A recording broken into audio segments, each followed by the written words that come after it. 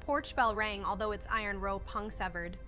Mira Voss opened the door, holding her cracked lantern high. A baby carriage rolled backward from the rain-soaked courtyard. The doll whispered, "Mira, return the children before sunrise." Mira slammed the door, but wet handprints spread across it. 30 sleeping nameplates rattled on the orphanage attendance board. Mira ripped down her own childhood nameplate from the center. Caretaker Orlin limped from the stairwell, clutching silver keys. He hissed, "Never answer voices using your buried name." A ceiling hatch burst open, dropping muddy children's shoes. One shoe crawled across the floor toward Mira's ankle. Mira crushed it under a chair, releasing black thread.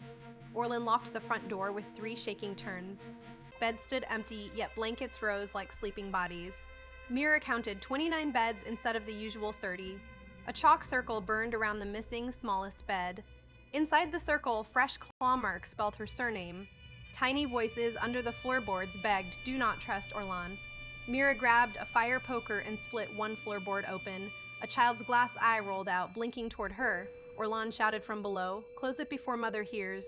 Mira dragged Orlan into the kitchen by his coat. She pressed the fire poker against his locked keyring. Orlan dropped a black diary onto the cutting table. The diary pages flipped alone, showing children tied underground. Mira found her baby photograph pasted beneath the final page. A red stitch crossed infant Mira's mouth in the picture. Orlan whispered, "Your mother built this house from hunger." Mira entered the pantry while Orlan guarded the doorway. Can jars trembled, each holding a floating child's tooth. Behind the shelves, a narrow brick tunnel revealed scratched arrows. The arrows pointed downward beneath the word feeding room. Mira chose the tunnel, tying lantern wire around her wrist. Mira crawled through bricks, pulsing like diseased skin. The tunnel narrowed around her shoulders with every breath. A child's whisper counted backward from 30 behind her. Mira jammed the fire poker sideways against closing bricks. The wall teeth snapped on iron, spraying rusty dust. She squeezed through as her lantern cracked against stone. At the tunnel's end, 13 dolls hung by hair. Each doll wore a nameplate from a missing orphan. Mira dropped into a chamber built around a bone furnace. Children sat inside cages, silent behind stitched white masks. A tall woman of bark-like skin stirred black soup. The woman turned, revealing Mira's eyes on her face. Mother Blackroot lifted a ladle made from a rib. She said, "Daughter, you carried my appetite all along." The furnace answered by opening a mouth of coals. Mira tore one child's mask loose with both hands. The child's face beneath was blank, without eyes or mouth. A whisper escaped his chest, "Names feed her, not bodies." Mira saw every cage lock shaped like her birthmark. Mother Blackroot pressed a needle against Orlin's captured throat. Orlin dangled from ceiling roots wrapped in living cords. He gasped, "I hid you after the first feeding." Mira lowered the poker, forcing herself not to strike. Mother Blackroot opened a ledger bound in Mira's baby blanket. The ledger listed every orphan beside one stolen surname. Mira touched the blank page and blood wrote, "Mother." Black roots burst from the floor around her boots. Mother Blackroot laughed, "Your name is the final door." Mira tore the page free, and the cages shook.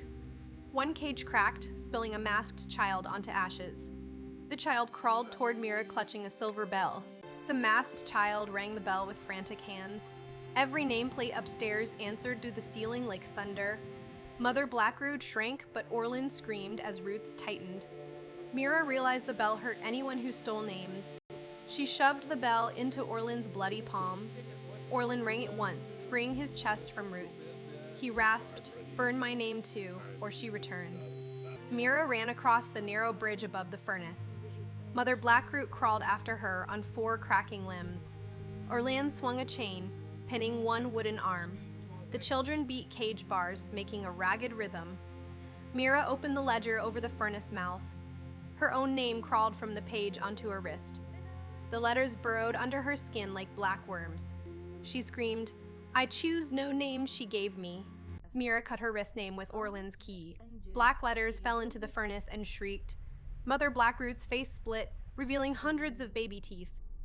The furnace spat sparks that ignited the hanging roots. Orlin pushed Mira away as burning roots seized him.